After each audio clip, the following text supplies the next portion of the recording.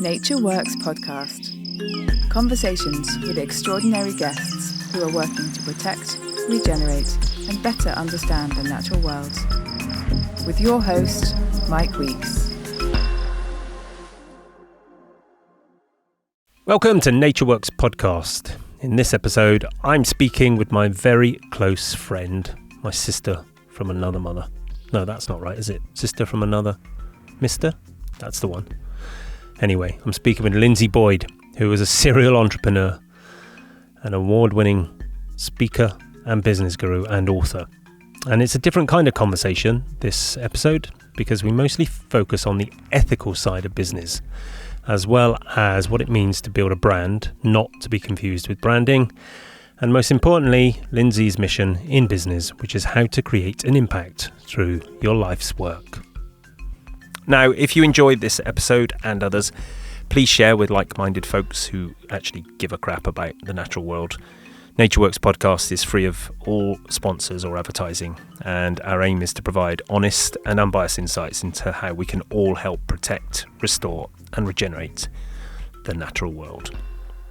So, Lindsay Boyd, entrepreneur, business developer extraordinaire, also one of my very closest friends for the last 15 years, like a sister to me. You know, and there's ups and downs with sisters, as there are with bigger brothers.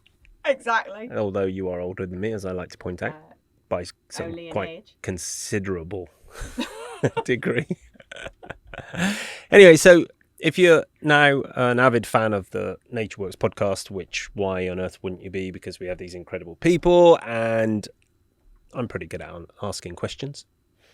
Although we'll see in this next hour. Exactly. This one's slightly different in that Lindsay's not an environmentalist. She's not by trade. She's not a scientist. She's not an academic. She's not out there digging holes. In fact, when I took her around the Nature Works farm, the first couple of nights that she got here, she did so with a glass of Aperol Spritz in her hand, I think, or was it a gin and tonic? It was definitely a gin and tonic. So you're a business developer, an entrepreneur, etc. And you're not really the first person that I think of when I think of environmental impact, because you've been in the fashion industry for a very large part of your career. I have. PR. Yes. It's like the two most loathed, apart from oil and gas and maybe the meat industry, you've then got fashion and PR, which is basically taking pointless shit that people don't need and it's called fast fashion, Mike. And spinning a narrative around it to sell it to vulnerable people who don't feel good enough about themselves in a dirty old pair of jeans and a t-shirt. They have to buy new season bullshit clothing to make them feel like they're going to fit in a society that actually doesn't give a shit about them anyway. It only cares about how much money they're willing to spend to buy the pointless new crap. Yeah. I say that wearing... I was just about to say, is that a new shirt. Hawaiian shirt that you've just bought there? Did you buy one with me last week as well, Mike? I didn't buy this shirt, actually. Okay, right, this was given to me. Yeah. I'm already starting to create a certain type of profile. A mystique around the shirts here in the podcast. And actually, it's getting a bit embarrassing because I now have about 8 of them. And of course, when you're running an environmental podcast, you don't want an endless amount of shirts. So this one has been seen before. This one's pretty cheap and nasty, but one of my team bought it for me, which was very good of them. Very nice. So I couldn't turn it down. No. I'll admit at this point before I give you an opportunity to actually speak, because I know once I stop, I know. and that'll be it. Gone. Gone. You'll be chatting for the rest of the time. But I have ordered 4 Patagonia shirts. Oh, you like Patagonia. I love Patagonia. Isn't it? Yeah, but I've ordered Patagonia shirts because it makes me feel good about spending my money with them because they put so much money into their grassroots. Would that be circular programs. economy? Well, I don't know. That's what you're going to tell me about. But just on the point of fashion, I mean, as you know, fashion's not really my thing. No. But don't say it so with such certainty like that. Fashion's not really my thing, and I'm kind of proud of that. I like to wear clothes that are practical, and you know, I don't really care what people think of me, certainly now at this grand old age.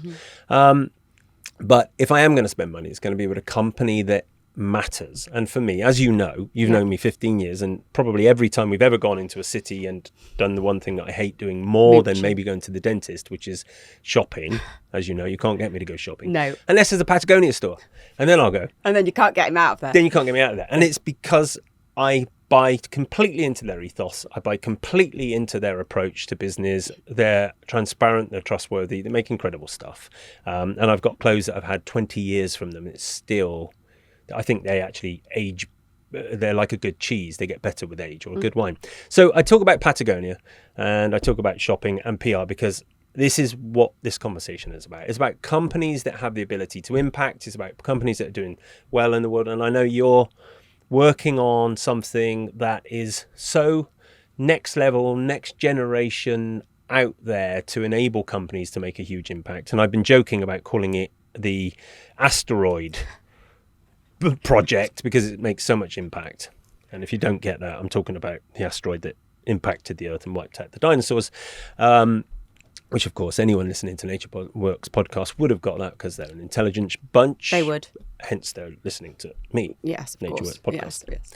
So with all of that said, why don't you tell people a little bit about your background, about your hideous years in fashion PR, and how it is. Talk about framing. And how it is now that you have come to a point where you're working on global level impact projects that even the UN are willing to introduce you over.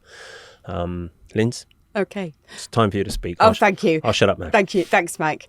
Look, as you know, I left school at a very young age of 15 with no qualifications. And when I was 12, I stood in the kitchen with my mum and I said to my mum, I'm going to leave school.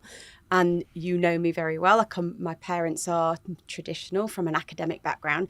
And my mum thought I had two heads and asked me what on earth I was going to do with my life. And I said to her, it's all right. I'm going to be like Oprah Winfrey. Now, at the age of 11, saying that to my mum, she really thought that I'd lost the plot. But there was something, look, at a young age that I saw in Oprah that I thought, oh, that's interesting. I then went on and built 4 businesses. This is my 4th business. But at the age of 18, I moved into that shallow industry called fashion and retail. And I owned my own shop. And I actually got my first taste of what it was like to build a brand and build a business at that young age. At the age of 20, I then set up a footwear manufacturing business around the world and spent a lot of time in Korea and manufactured shoes. And I was the only woman in the factory. It was the same factory as Nike. And then we distributed those shoes around the world, and I had 7 distribution channels, and I sold the company to Caterpillar when I was 24. And at that age, like you said, I went on and what I describe as built, renovated and refreshed some of the most famous brands on the high street. So yes, I worked with people like G-Star, Wrangler, Superdry, pretty much every brand on the high street. And there was a lady that I worked with called Catherine Hamnett that was an activist. She went and saw Margaret Thatcher in a slogan T-shirt, and she was the one that really stood for farmers. And she was the very first woman about 25 years ago that was doing anything with organic cotton when nobody had even heard of organic cotton. And I got to work with Catherine for 7 years. And I did a big project with her called No More Fish in the Sea, which we took over the whole of Selfridges. And we did these slogan T-shirts with Kate Moss and Naomi Campbell and all these big celebrities. And they were pretty much the only one. She was the only one in the industry that was doing anything impactful. And in 2011, I was completely fed up. I had been building these businesses, building famous brands, making these companies a shed load of money for a long time. And you're right, it was 20th century thinking. Fast fashion. These businesses only cared about commodities. They only cared about commercial gain. And I stood there and went, I'm out. What am I doing this for? I know how to build businesses. That was the skill set that I had. And I stood and I looked at that girl aged 11 and I kind of went, okay, where's she gone? and I'm going to build a fourth business. And this business, I'm going to transfer all my knowledge to help companies increase the valuation of their company, but also the main criteria is that they would build a business that would lead with purpose and impact and make a positive change in the world. And my true belief was that I could shift the world into a new era. I could build brands that were going to shift industries, shift society, and make a positive change. And so from 2011 to 2016, I then went and had business schools running around the world. But then just before the pandemic hit, I'd had about 5,500 businesses go through business schools around the world. We were running them in Australia, Canada, Singapore, Korea, all over the UK and so forth. And then the pandemic hit. Now, these companies were coming in and they were normal businesses, but they were all from developed. What do you mean by normal businesses? They were engineers. They were solar panel companies. They were not Nuts and your bolts. high tech, really change-making breed. These were salt of the earth, normal companies. And they would come in and they didn't really understand about impact and purpose and building a business model that way. But we taught them how to shift their mindset over to 21st century thinking and think about how to build a business model that could be circular, how you could give back to whether it was the business or the industry or the country or the demographic that you were in, and not just think about building a business that was commercially gaining for yourself. Now, look, I'm more than happy with people making money. That is part of building a business. But I believe that you can build a business to impact change and actually give back to the community or society.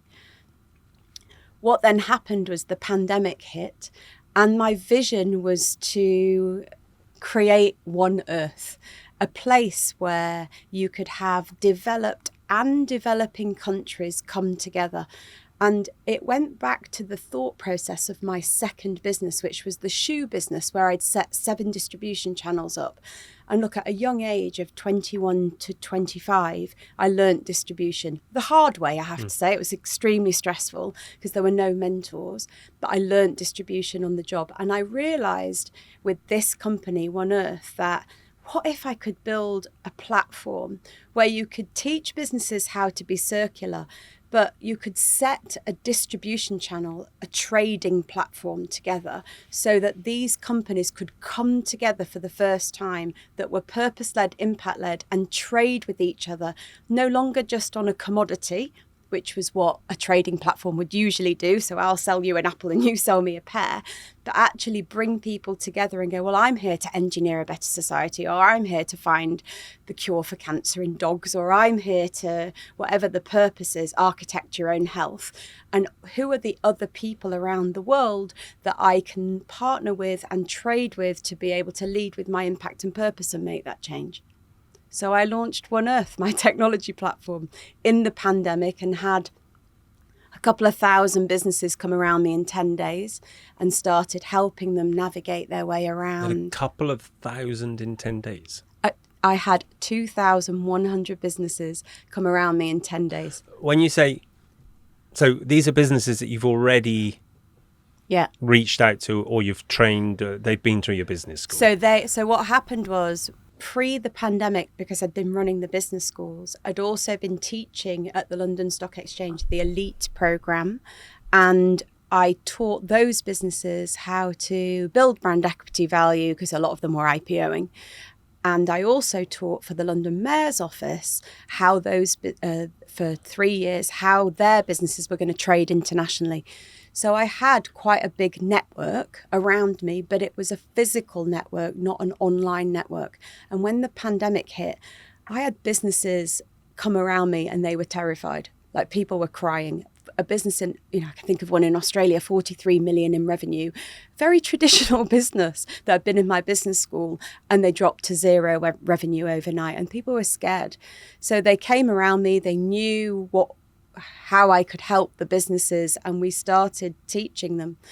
over a year process, how to literally shift their business model over to go through a pandemic and a recession, but actually lead with purpose rather than leading with commodities. So a lot of my businesses ended up getting on like Channel 7 News. My guy in Australia, who was, I call him Mr. Tomato Man, he just got funded by the government $1 million for his beehives. He was he was all about saving the tomato, regenerative farming with tomatoes. He got on the news because he was giving all his pizzas around the city and so forth. So, okay, so we'll go into what the One Earth platform looks like and how all that works in a bit. But let's just rewind a little bit to the idea of businesses that lead with impact or lead with this idea of impacting. First of all, you said about 10 minutes ago that you have no problem with people making money in business, of course. Yeah. But business is there to make money, because if there's no money, there is no business. Agreed. People go out of work, people don't have jobs, bills have to be paid, all your suppliers end up, with no money, there's no business. We've seen this again and again and again. Yeah. So money has to be the number one priority. But I guess what the distinction here is that how do we make money as the priority, but on maybe an almost equal footing that it is benefiting the world? The problem I have right now is that I work in a company, Laconic, based out of Chicago. We are proud to say we're an ESG company, environmental, social governance, and everything that we do, we're registered to be a B Corp. We haven't got the registration through yet, but everything we do is for the public good. And when I sit with my team and we discuss what other companies are doing, as you do, to see what the competition is doing and everything else, all we see is greenwashing bullshit. I agree. Right. And the one thing I'm proud about this company that I'm in, and it will probably sound like greenwashing bullshit now, is that we're not doing any greenwashing bullshit. My CEO jumped at the opportunity for us to put a huge amount of money into agricultural land here to restore it with absolutely no return on income to come out of that. Because I said to him, the local community needs a model. The local community needs to see that we can go organic. The local community needs to see how they can clean their waterways. The local community needs employment. Obviously, he's got to run it through his financial projections, but let's go, let's do it. They're not going to make any money back from it. We ain't selling tomatoes locally and making money from this. We'll do it. Let's do it. Everything we're doing, of course, in business, profit revenues have to come first. Everything we're doing is legitimately for the benefit of the planet, as far as we can tell. Mm-hmm. There may be some unintended consequences. So when you've got 2,000 companies coming to you, all saying they want to impact, is it not a fear response where they're going, shit, right now, the number one way for us to make money is to pretend that we give a rat's backside. I've already swore 3 times in this podcast now, which is a problem because Grace, who's our producer, is gonna kick my butt for doing that because she told me not to swear. It's because I'm so used to, of course, F-bombing when I'm with you. Sorry, Grace. So my skepticism over 2,000 companies is that maybe some tiny little percentage of those companies are actually doing it because they want to make impact. The rest are doing it because they want to make more money whilst declaring that they're making impact. The great greenwashing or the great social washing system. Am I correct in that assumption? So let me just explain. Most of them come to me not for purpose. Most of them haven't even got a clue about impact. And what we teach them is how to build an ethical business model that drives in what I describe as the end-to-end of the whole of the business model. So when I go and teach at the stock exchange, I teach them brand equity value. What you're talking about with your company is the brand equity value of the business, which doesn't sit on the balance sheet. It's not tangible. You can't see it, but it's called an asset. And what I'm able to do is calculate the asset commercially and culturally so that you can see the ROI ROI for sales, awareness and value, but also purpose, legacy and impact. And so when I work with these businesses, they'll come in, and the main thing that I say to them is, if you want a branding exercise, go to a branding agency. We don't do branding. I've never done branding in my life. And building your business... Wait. You wrote the book, The Business of Brand. Yeah, brand is the business model, not branding, which is the logo. Which is the logo and stuff. Okay, got it. So what I teach people is to build an end-to-end business model. Now, we have a lot of B Corp companies, and I know a lot of the B Corp team, and we are the ethical business model. They do the certification. So a lot of the people that go into B Corp come onto my program to learn how to drive purpose and impact into the business model. Now, yes, I help businesses increase their valuation.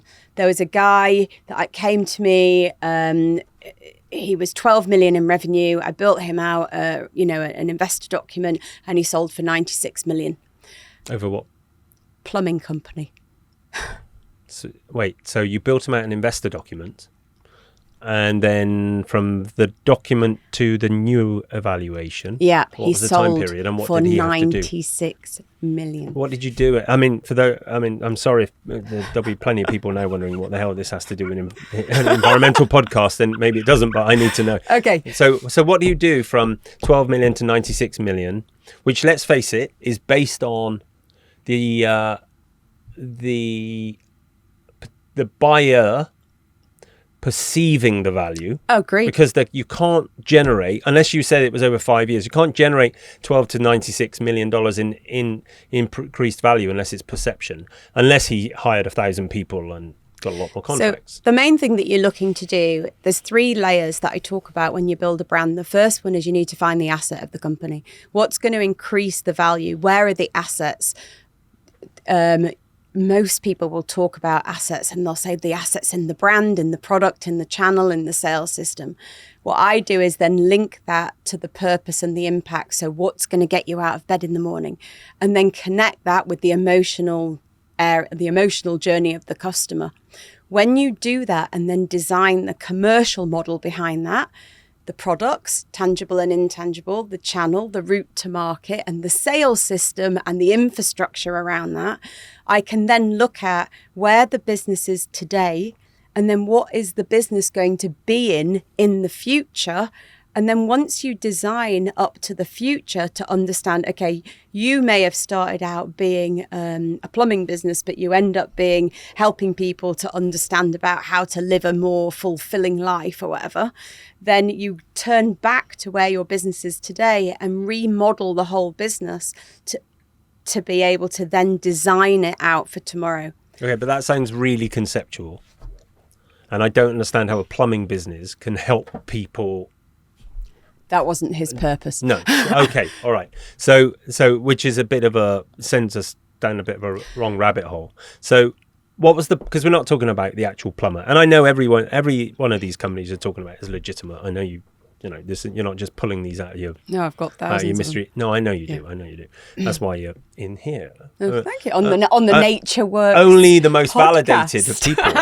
Step in here, Lindsay. I tell you.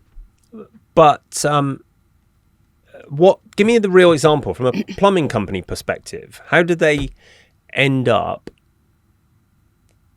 stepping into a intention of purpose that is impactful and beneficial to, I guess it's more to society rather than the environment, is it? Yeah, so they were more to society. Yeah. Whereas, so give us an example of what their thing was around the people, so the culture of the organisation. Right. And the main thing internally, and also the plumbers. Okay. So their whole thing was about well-being, and their thing was about how do you drive from a place of just being a plumbing business, but very good revenue and so forth, to look at how do you increase the well-being, the well-being of the people, how do you look at showcasing that in the brand. How do you bring that onto an online platform? Job satisfaction. How do you retention. showcase? How do you build all the brands of the plumbers so that you can see who they are, so that they're not just faceless plumbers and so forth? How do you then build that onto a tech platform? How can those plumbers then build out learning programs and so forth? So in all these companies that you're working with, where is the focus that is related more to environmental impact and climate change and all the really big problems that are relevant, not just this podcast, but me personally? I mean, I worked for over a decade as a coach, and I've worked in organizations, as you know, and all of that stuff. And you've got to look after your people, number one, but unless you look after the planet there's nothing left for people. Agreed. Right, we have to look at it in a hierarchy that you can talk about. Well, we have to have growing economies. Great, but if the planet, there's no oxygen left, if there's no fish in the ocean, if there's no trees on the hills, there's no point having a growing economy, because we're all going to perish over, not in decades, but certainly over hundreds and hundreds of years. And I would like to think that my great-great-great-grandchildren actually look back and go, that was the generation that did it. So the impact for me that I'm really interested in is the environmental impact. Where do those businesses start putting their attention?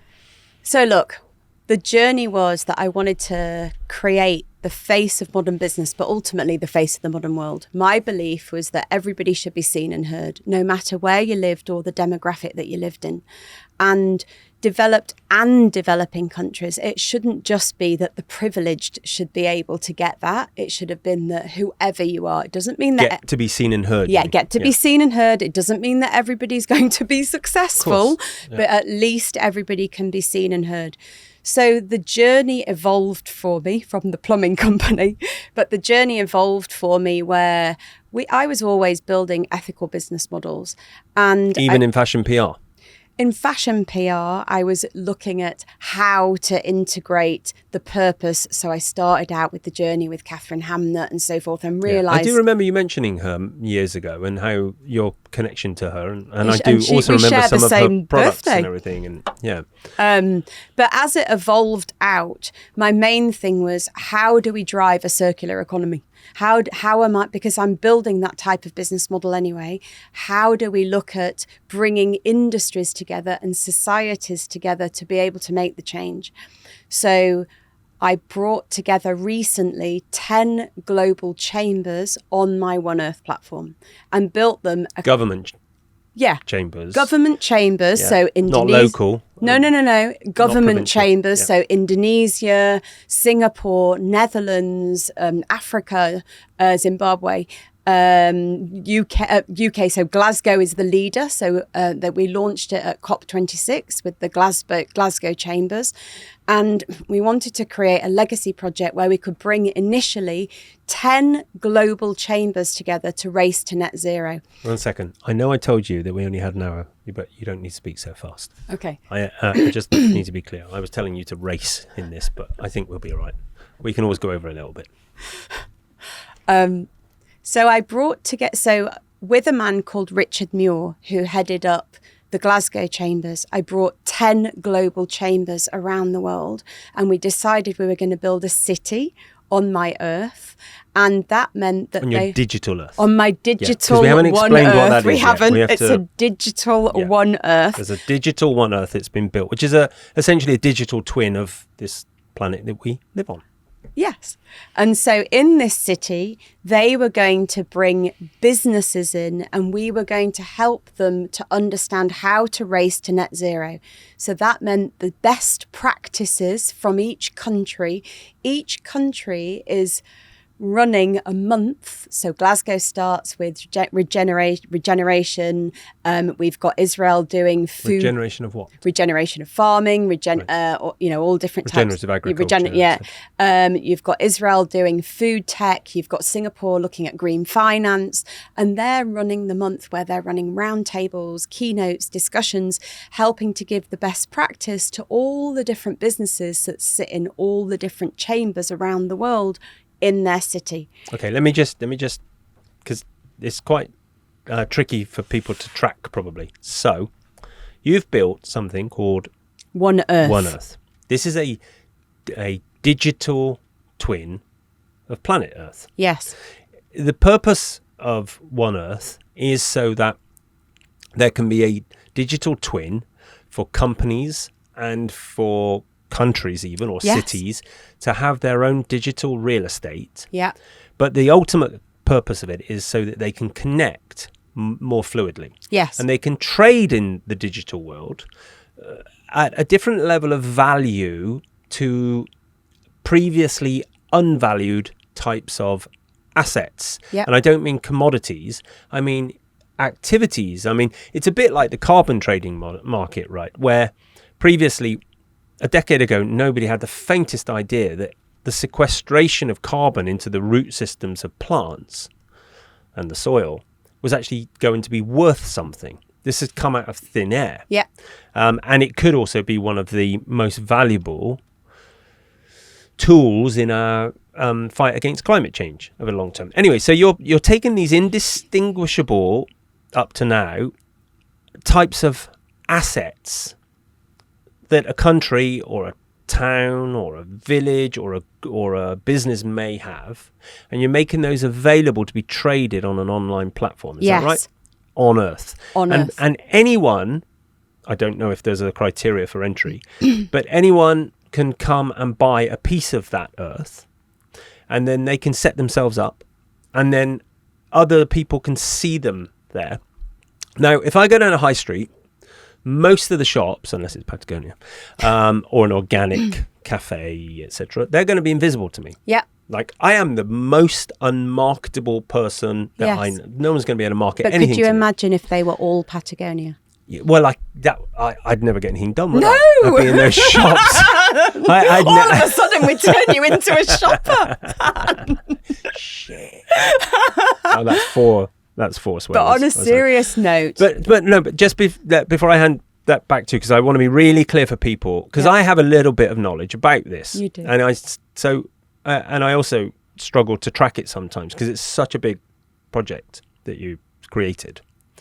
So if I go down a high street and there's 50 different stores, one may pop out for me. Yes. I'm probably critiquing all the way down because I don't like fast fashion. I don't like cheap industrialized food. I'm very privileged to be able to say that. I don't like stuff that is overly packaged, etc., etc., etc. I am a discerning shopper. You've obviously set a criteria to entry yes. in your world. So this is a utopian world. It's one that, it is in a way, from an environmental and impact perspective. You're not getting in if you sell cigarettes, correct? Yeah, unless you're going to do something around that is so impactful that it's not going to cause you cancer and nicotine and kill people, and do something that is proving the environment in a way that is sustainable. Okay, but let's say I'm an oil and gas company. Yeah, you're not going to get in. Right. So if Shell comes to you and says, Lindsay, here's $10 million for a massive patch of No. of your digital Earth, you say no. Unless Shell is deciding to do something in a completely different sphere than what they're doing today. Okay, so they could, if they're going to invest $1 billion into a hydrogen system, for Then instance, then you would allow The hydrogen side of that they're investing the money into to come and participate and show to us what the purpose and impact is to be able to trade. Okay, right. So now we've got that somewhat clear.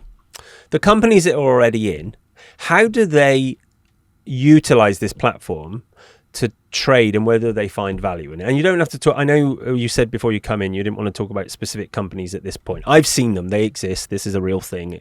We're not making this up. You know, we haven't been drinking too much coffee. Oh, we probably have drank too much coffee. And we haven't had any gin and tonics today, have we? No, but we might have one later. Yeah, and Lindsay's been here for 3.5 weeks now, staying at my home, and she leaves today. So we're cramming this podcast in right at the last minute because we've been having so much fun up until now. So talk about the value and how it gets exchanged and what actually happens and why that is beneficial and impactful to environment and climate change and everything that we're facing. So it's an integrated community system. Typically, you would have had something like Facebook or LinkedIn is the best way of describing it, where they're all in silo. Everybody on that platform is broadcasting to their community and they're selling something. What we've built is an integrated community system. So we have business leaders, industry leaders, societal leaders, and world leaders, and they're all on the one platform. The criteria is you can come on and be a single individual person. You do not You can. Oh, yeah. So I could have my own little plot. You can have your own little We can have house. a NatureWorks farm, plot, Yeah. and podcast room on there as well. Well, that's the vision, is to build a whole radio station on the earth, so everybody can have their different podcasts on there. And we would love to invite NatureWorks onto that. Thank you very much. So yeah, you can have your own. We say you can either have your own house. You might come on and go, oh, we might actually quite like to build our own land, and we'll invite different people into our land. Yes, of course you can do that. A little commune. You could have a. You could. And I'd Would like you be to on be my? in. Would I'd you like be in my to commune? I'd Yeah, love you would, to be in wouldn't your you? commune. Yeah. We've talked about communes for a long Yes. time, haven't we? Yeah. Otherwise, so that's an individual person. Otherwise, I have a lady called Julie King. Julie King lives in Australia. She's been in the travel industry for the last 38 years and very well known in the industry. She was all about reshaping the future of travel. The travel industry got decimated, and how do you create sustainability? How do you look at what's going on in travel? How do you create a cleaner travel and so forth? She brought 47 advocates, but each advocate has 1,000 to 100,000 people in their network globally. They then come into her city. They all come together to talk about what they can do in the travel industry, but they're also helping to campaign together, trade together, and learn together to understand how to reshape the future of travel. So instead of having to lobby to governments to say, please make this change, what we're doing is building the communities together.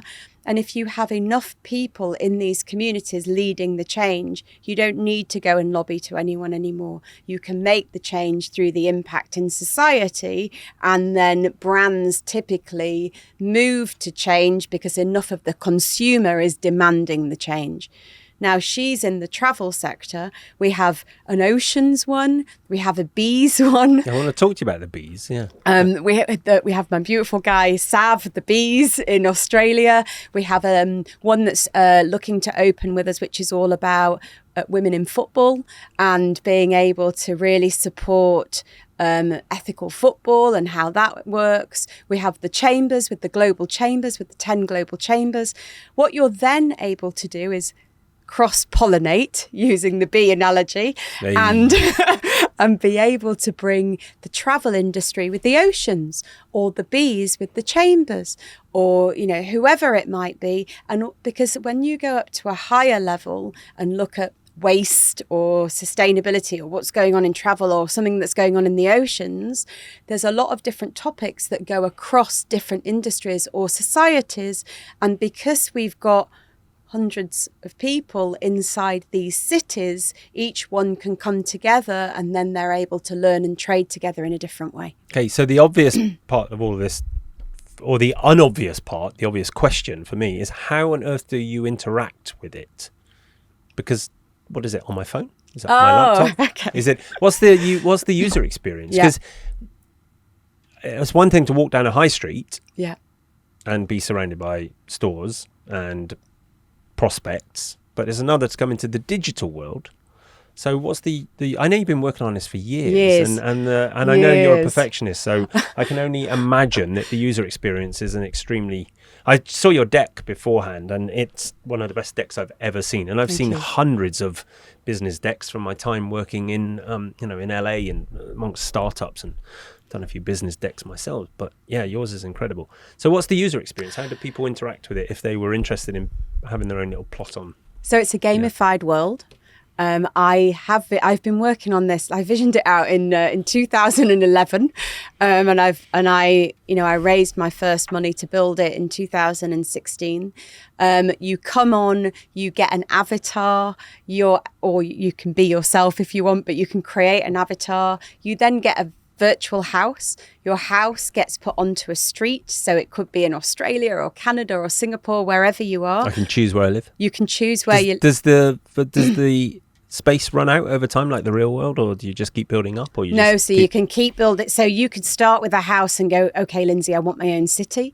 We are going to be doing islands, and I'm hoping to bring Bali on there. I got flown out to Mauritius to speak in Mauritius. So Mauritius are looking to come on and take Mauritius. So that's very cool. So the real estate is related to the real world, is it? It's not, you don't have fictional islands on there and fictional You have places. a virtual house. Yeah. No, but what I mean is that Singapore is where Singapore should be, and its size is relative to the real. Singapore is where Singapore is. Yeah. It's a global And so on. Earth, and so on. And you then go into Singapore, and then there's streets with houses. And so you can choose whether you want to start off with a house, or you may go, do you know what? I'm NatureWorks, and I would actually love to come on and have my own city, or I might do my own farm and we could create you a farm, and you might bring different people into your village and build it out that way. The main thing for us is we get people trading together. That's my number one thing, because when I can get people trading together, they're then going to go and impact the change. And I don't know any platform that's been able to bring developed and developing countries together and be able to get them trading on one platform. And that was my vision of building One Earth. Okay, so I come on, I build out 10 hectare NatureWorks farm. I don't know what's growing on it because I don't know how well good the soil is wherever I've built this thing. And in fact, that's a good question. So I've bought farmland. What's the relevance of that to the real world?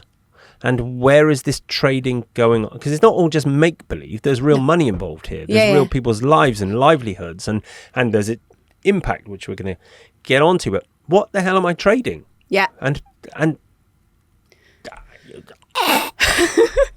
So the next layer of the platform that's about to be built is the trade side. So you will be able to trade time, knowledge, or money. And so time means you will be able to gift to somebody X amount of your time. So you may go in the time bank. So you'll go, I'm going to give you 1 hour, 3 hours, 5 hours of my time. Knowledge means I'm going to share knowledge to a value. So you may go, hey, Lindsay, help me build out my business. And I'll go, hey, Mike, teach me about regenerative and so forth. And we will trade to the value of our knowledge. I'm not going to give you money, you're not going to give me money, but we're going to trade to the value. The taxman's not going to like this, you know. In Bali, it's excellent tax over here. Indonesia is a very good place to live. Very good place to live. Tax perspective. Digital nomads coming in here, which is a wonderful thing for the Great country. idea, yeah, absolutely. Or you can trade money, and that means I can pay for something. Think about it being Shopify for purpose. Is the best way that I describe it. I've never been on Shopify, but... Okay, Mike, I know you're not a shopper. But I haven't. I've never been on Shopify. So it means that, but instead of you showcasing your commodity, like I'm selling my top, you're saying, my engineers, I'm engineering a better society. Would you like to participate? So somebody could go, oh, I'd like to get involved in that. I'll give you 3 hours of my time. Or I'm an architect of some description. I want to share knowledge with you. Doesn't have to be an architect. Or I'm just going to pay for something and they're doing all amazing impact engineering projects and I'm just going to give money. And so where's the environmental benefit in all of this?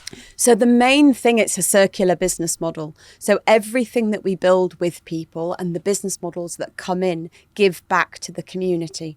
So, or society, or the industry, you know, Julie, she's doing a whole circular thing around giving back to the industry. The travel industry. The travel industry, yeah. So every single model is about how do you build circular back in to the community or environment and so forth. And so you're not having a company on our platform just as an engineer, but they're showcasing being engineering a better society. And when you come onto the platform, everybody is showcased as their purpose.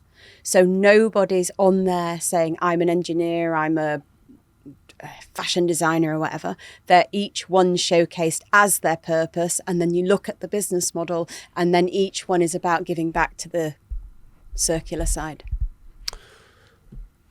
I'll get onto that in a minute. What's that? That is the race to impact the world, which I said you should call meteorite or asteroid, because meteorites are too small.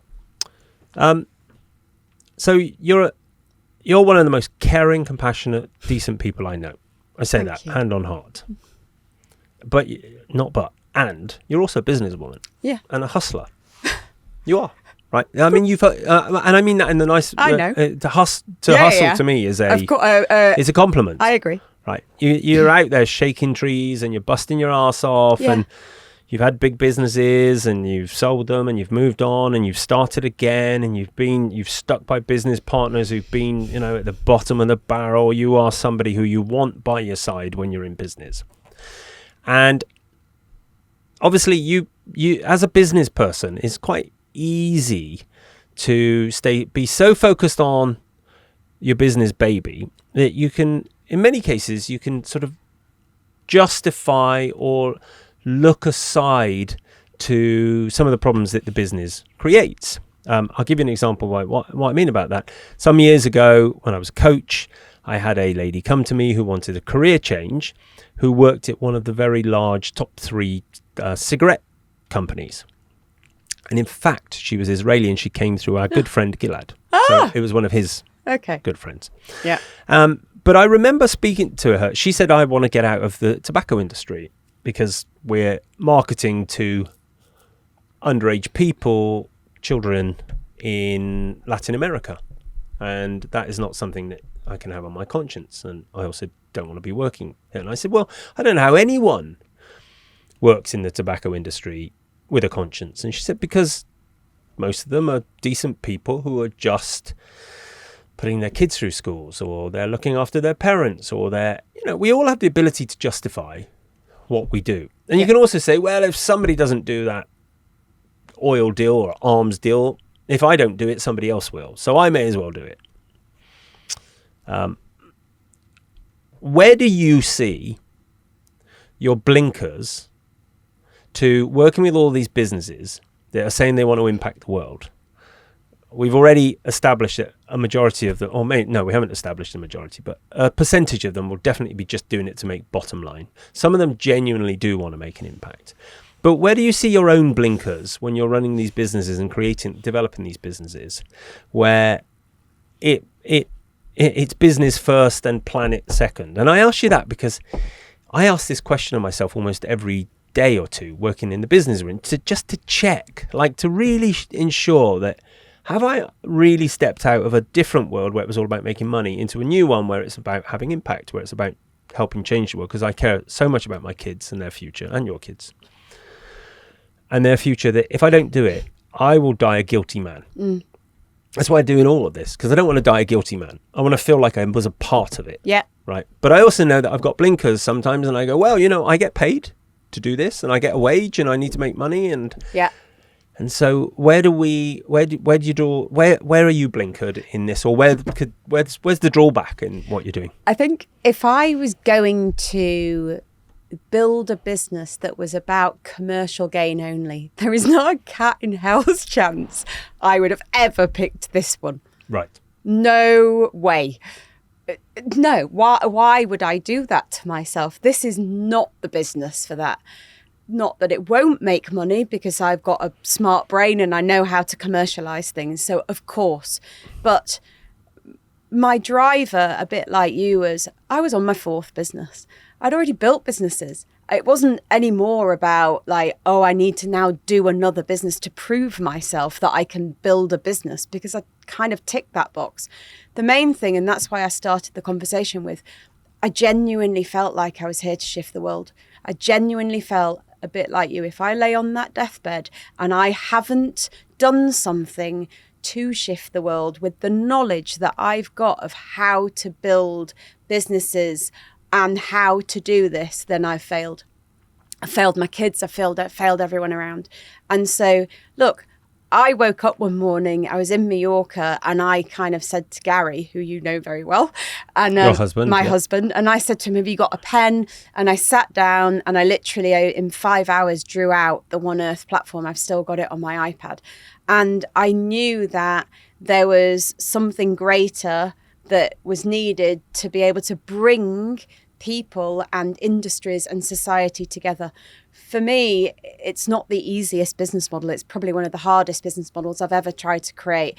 And when Facebook came out with the metaverse, my lady, Claudia Edelman, who I've worked with for many years, she's been in the UN for 22 years, she rang me up and said, oh my God, you built a purpose metaverse.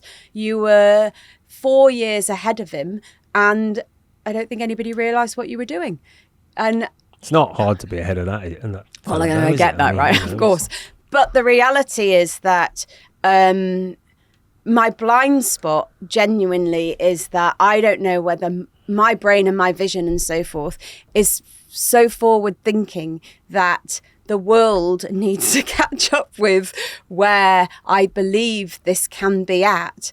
But I'll tell you what, I will die trying my damnedest to make sure that when I lay on that deathbed, I have managed to bring developed and developing countries together so people can be seen and heard, so they can trade in a way that is ethical and sustainable, and that people can build circularly.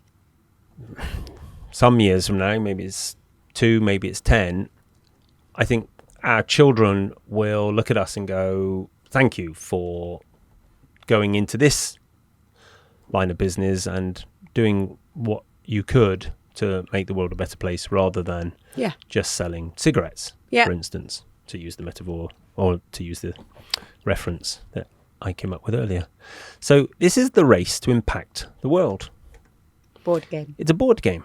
Now, as you've noticed the last 3 weeks, He's ignored it. I don't completely. play, but it's because I don't play board games. No. In fact, I think they should be spelt BORED. Boring games. It's been really difficult with my 2 beautiful sons, who I want nothing more than to spend time with. And, Dad, can we play Monopoly? And I really just like board games. I did play Monopoly once with them.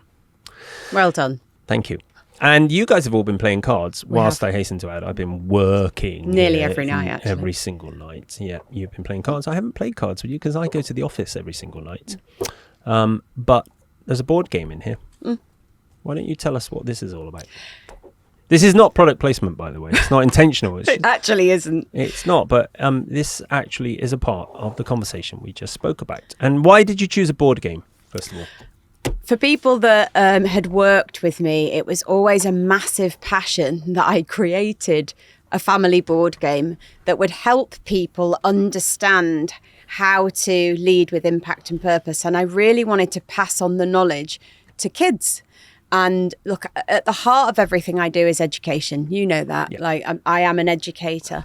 And my biggest passion was, what if I could teach kids that they were no longer just building out a business, but they were a brand, and that they could lead with purpose themselves, which is this Google fame side. So instead of them going online and thinking that they were going to be Kim Kardashian or somebody like that. No, I know you love her, Mike. I actually don't. I know, I do know what she looks like. It's not true. I know, but there's another one who's even more famous than her, who I don't know what she looks like. I know Kim Kardashian's the one with the very curvy body. Yeah, that's right. I'm but there's another one, isn't there, that's even more famous? Is that right? I don't know. Kim Kardashian is pretty famous. So the whole reason for the board game was to teach families actually together how to build a profile that could lead with purpose. And then when they got to the middle of the board, how they were going to then build, how they were going to buy businesses that were impact businesses. And then when they get to the center of the game, how they could be guru fame and trade the money and sell the companies and get impact points. And the race was around how the person with the most impact wins the game. And I used my method that I've been using for many years of building a business, and I adapted it to creating a board game. It was an absolute love project because it took me about 3 years, and in the pandemic as well, it was very difficult to create because you have to play the game. And here it is. So, because a lot of people will listen to this just on audio. Yeah. It's a podcast, even though we are using video to record. Yeah. So in front of me is a board, I guess, for want of a better description, with 1, 2, 3 circles within each other. And it says on here things such as Google Fame. Are you allowed to use the word Google on your board? Yeah, to Google it is a verb. Oh, is it? Mm-hmm. Well, I know it is, but it's not a trademarked term. Well, no, because Google Fame is you're Google famous. That's meaning that you're on Google famous. Then you've got industry fame, and then you've got guru fame, which in the middle it says you have reached guru fame. And then there's a whole bunch of section. Oh, look, that pops over. You have impacted the world. What are you known for? So just give us a general overview of what this aims to do. If I'm buying this for my kids, what are the benefits to my children, and what age are we talking? 8+ it says on yeah so the main benefit is, and this is what I teach people, what do you want to be known for? So it's not about having a career that's just around a skill, but it's around what do you want to be known for. So if Kai wants to be a climber, as an example, Kai's my your son, then I say to him, well, what does that mean? Okay, so you want to support the mountains, you want to help other people climb. What is it that you're known for? So when you pick a character in this, and you can see at the side, there's lots of different, you can be a doctor, an activist, a YouTuber, a sports person. I'm glad you put a zoologist on there. Zoologist. I'd like to be a zoologist. Being a YouTuber is a thing, isn't it? Yeah, massively. Yeah. Isla, my daughter, wants to be a YouTuber, and so, or actress. And do you feel like you failed as a parent when she says she wants to be a YouTuber? Well, then I say to her, so what do you want to be known for? So her thing is about kids learn stuff, and it's all around how she teaches kids to learn stuff. So she's got loads of different videos around that. So the main thing for the game is first teaching kids how you show up. So if you show up like Kim Kardashian or whatever, you lose points. If you do something... I don't even know what that means. Hold on a second. Hold on. Because, and if Kim... Listen, Kim. No, we love you, Kim. If you're listening, which I very much doubt you are. But, nothing personal. I don't know anything about you except that you married... I was about to say Jay-Z. That's not the guy's name. But you're married to a famous rapper, and you come from a very... I think it is Jay-Z, actually. Okay, no, is he Jay-Z. Beyonce? I'm not very good with popular media. So, Kim and your husband, Jay-Z... And it's not Jay-Z, it's the other fella. No, it's... I think she divorced him. Right. She divorced Jay-Z. The one that's not Jay-Z, but they got divorced. Okay. So anyway, Kim, this isn't about you, but go on. Why do you lose points if you turn up as Kim? What if you are Kim playing this game? Well, hopefully then you're leading with purpose. I'm going to tag this video and podcast with Kim Kardashian in it. Yeah. So the main thing is that you gain points if you're building your profile. So you'll see this card. It's you have to build something for your brand, create partnerships, do something social, and create products. And then there's lots of different activities that you need to do in order to be able to achieve that. And so as you go along, if you do things impactful, then online Google fame, you create your Google fame, then you get more points. If you do something that's just synthetic fame, you lose points. But who sets the criteria between synthetic fame and isn't that a little bit judgmental? Aren't you imposing your own value judgment on people? No, because what you're looking at doing is you have different things that you create and win. So look here, your latest product wins an industry award, or does anyone care about industry awards? Yeah, they do. In industry. Yeah, massively. Yeah. Oh my gosh, do you know how many people pay to get industry awards? Oh really? Oh, it's a massive thing. Under the table? Yeah, of course. Lynn, Speaking so on... are you revealing corruption in certain industries? No, I would never do that. Okay. Meet the Is that the British fashion royal industry family. you're talking about? Meet the British royal family. Do you lose points for that? That's when you've done something. Endorse your favourite Wait. brand. Meet the British royal family. Is that meant to be something? Is that a higher valued event? That's something of a value that you're there. That's a good thing, is it? Yeah, that's a good thing. Oh wow. Okay. That's a good thing. I mean, I've got nothing against the Actually, British royal they're family. doing some great things. No. You know, so I'm not a royalist. I grew up, in a council house to a lower working class, not always working, a lower class family. And so I have sort of something of an inbuilt developed aversion to extreme inherited wealth and position. But over the years, because like it's often said that, by the time you hit your mid-30s and you've been working your backside off and you've got a family, you become a conservative. And I don't think that's too far from the truth. I think that's pretty accurate. for you. Yeah, it's pretty accurate. I'm not conservative. No. I'm not political at all. But I actually do think that the royal family do a very good job of showing their commitment and their sense of duty to the country. Beyond that, I don't know what gets up what goes on behind closed doors. So Actually, Charles's Duchy brand. Duchy? Yeah. He has a brand. Oh, Duchy. Oh, Duchy. Sorry, Duchy. darling, Duchy. Duchy. But Duchy just sounds like a rip-off of Gucci. Okay, well, Duchy. I thought you were talking about clothing brand No, the then. Duchy brand. The Duchy brand, yes, but Duchy for the ones that Yeah. are from the north. He's massive. He was one of the first people to be doing organic farming 25 years absolutely. ago. And talking to plants. And And I mean that actually Sincerely. yeah. He talked to plants and plays music to them, and he got a bad Well, rap for that. He did, but now he doesn't when he's the biggest brand in Waitrose. Is he? Oh, far and yeah. I mean, most of the brands in there are his brand. Now. Is that right? Yeah, he is. And it's all organic. And I used to love his All Duchy organic. oat cakes. Duchy. Well, surely it's the Duchy of. It's not Dookie, is it? Even though he's a Duke. Charles. He's beyond Duke. What we're saying is, the Duchess of York. we salute you. Yeah, I wouldn't bow, but I would. I think you would. No, I wouldn't bow. No, I wouldn't bow. No. I don't bow No. before people, but I would. You I give a would little be nod. very respectful. Respectful. Yeah, Of course, I respectful. would use the word "sir," of course. Yes. But I wouldn't bow. I would No. never. No. In fact, there's another story to that, but I won't go into it.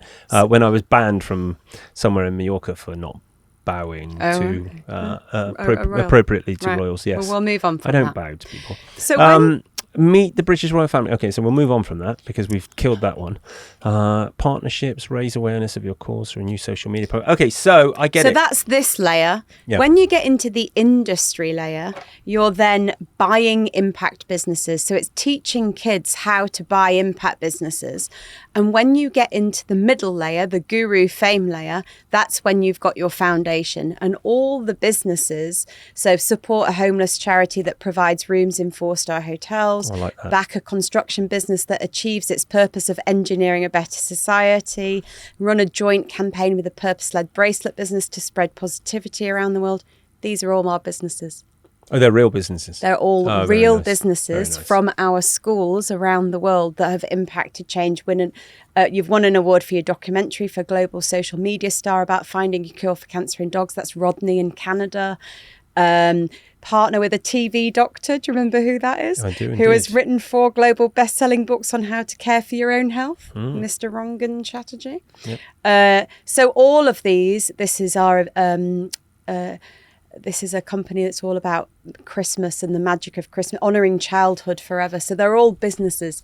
And what we did was we showcased all the businesses, not all, I mean, there's about 40 of them, but a number of the businesses in the board game so that it taught kids about what did a business mean. And then we're setting up a website so people can actually see the businesses and talking about Are you the concerned that purposes. you're just making a bunch of little capitalists? Capitalists. Yeah, capitalists. You're teaching children to be building businesses and to build a business, you have to be a capitalist, right? You have to deploy capital to make capital. The main thing that I want to do is teach kids that they don't need to go and get a job with somebody else. They can if they want to, but they don't have to.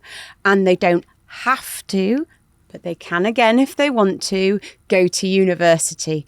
There are other ways of building a business, and I'm an entrepreneur and you're an entrepreneur, and we both left school at a very young age, and there is another route. I'm not saying that's the route for everyone, but if you're going to go down the entrepreneur route and the business route, rather than just thinking about a commercial gained business or just around a skill, selling widgets, selling something, think about, oh, okay, this board game is there to help you to understand and educate.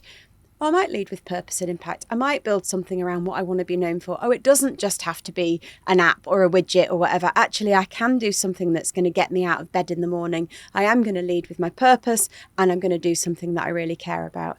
And you asked me the question in the kitchen, Lindsay, are you doing what you want to do? If you had all the money in the world, would you still be doing it? And I would.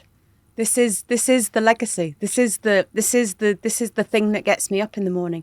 And if I can help one family, one kid, 10 kids, 100 kids understand that you can do that, then maybe it might set people on the right track to be able to build a business in a different way.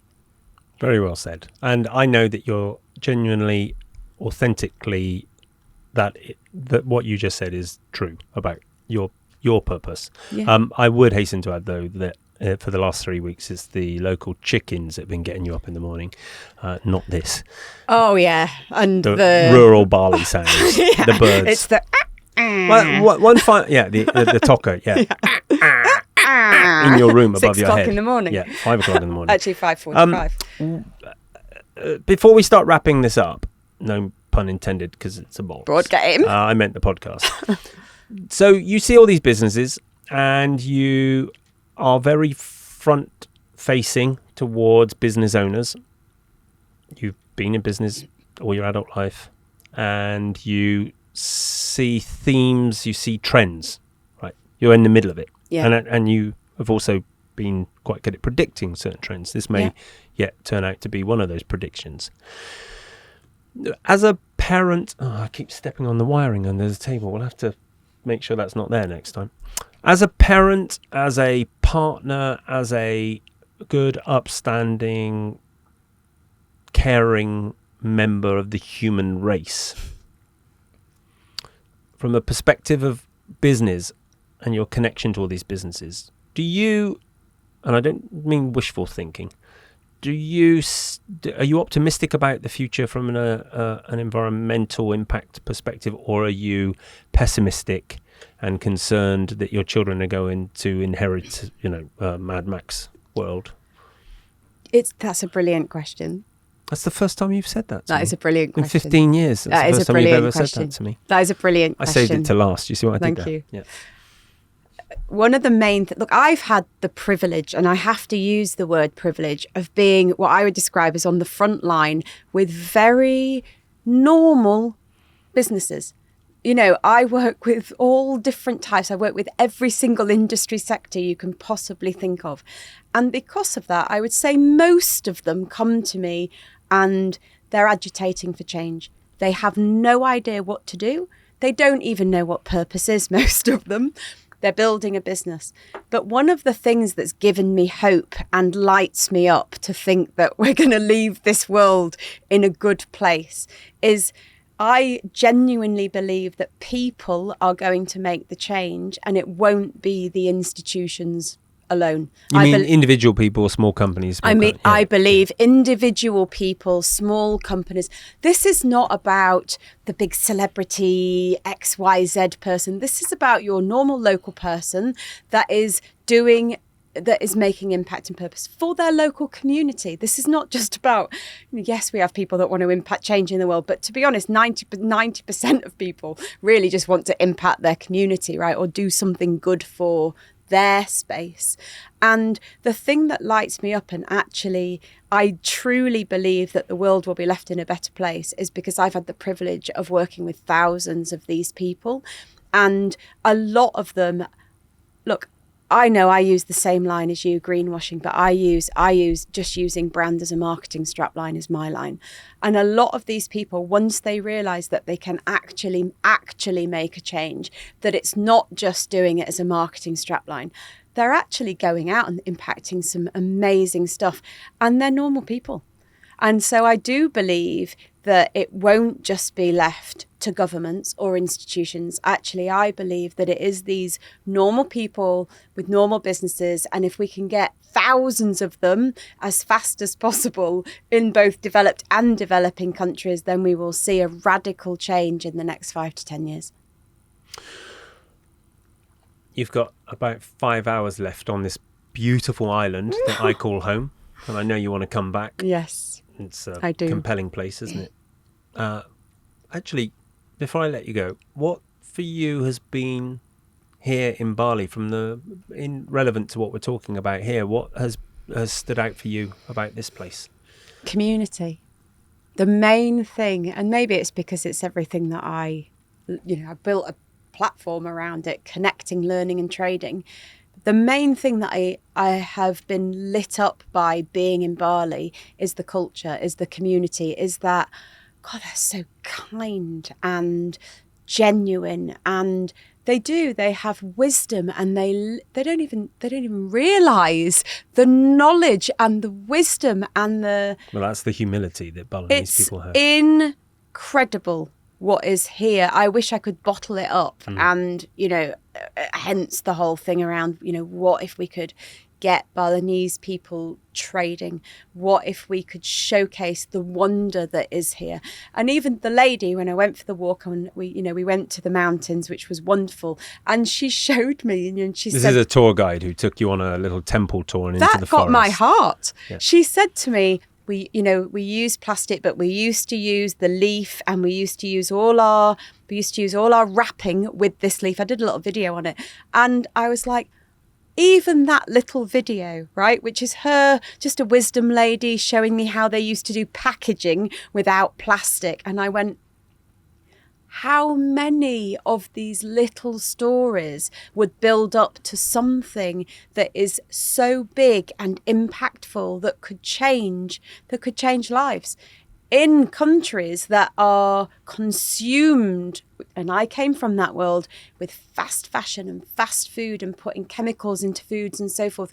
We need to go back to nature, is what I say, with a fusion of technology, not leading with technology and leaving nature behind. Yeah, completely agree. And that's the vision of Governor Costa, who's the governor here at Bali. That's his vision, is to not put the brakes on progress, but not allow progress at the expense of the natural world and tradition.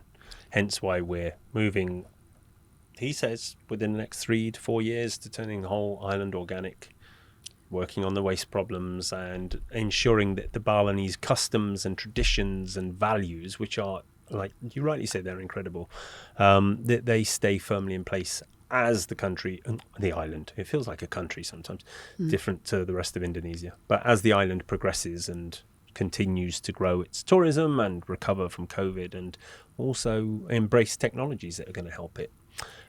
Linz, as always, I love you. I love you too, my darling. And thank you for coming in here. I don't want to hold you up too much because you're in this dark little room that you don't like, No. even though I love it in here. And out there is the last of the day's sunshine. Gin and tonic. And the last of, well, I got to work, but I'll come over and make come sure that you don't put too much gin in, okay? I'll come for 20 minutes. Thank you very much for inviting me onto Nature Works podcast. It's all right. Everyone listening knows what it's called.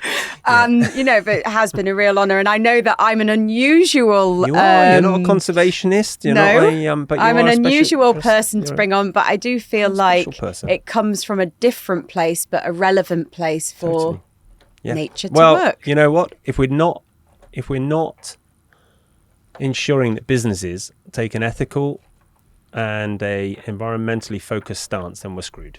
Because 100%. it's business that causes all the problems. And actually, my genuine belief is that these business leaders and industry leaders and societal leaders will make the change. I've just packed that really Thanks. badly, haven't I? I'm so sorry. That's okay. I just want to get you to your gin and tonic. Thanks, Linz. Thanks, Mike.